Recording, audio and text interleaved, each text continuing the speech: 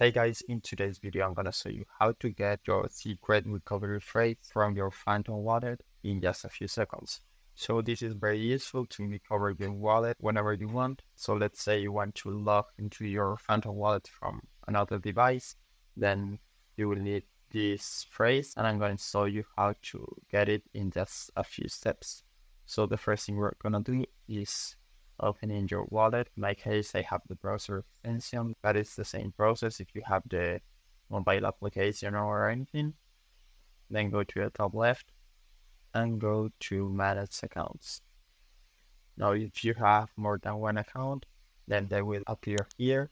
In my case, I only have one, so I'm gonna create the one I have, and you will see this option to show the secret phrase. You need to enter your password, and before showing it, it's important to note that your recovery phrase is the only way to recover your wallet. So it's important to not let anyone see your phrase and don't share it with anyone, because if someone has this phrase, then they will be able to steal all your money. I'm gonna check this checkbox, click next, and now I have my secret recovery phrase right here. I'm obviously going to censor mine so you can't see it, but that's the process you need to follow. So I hope it was helpful, and thanks for watching.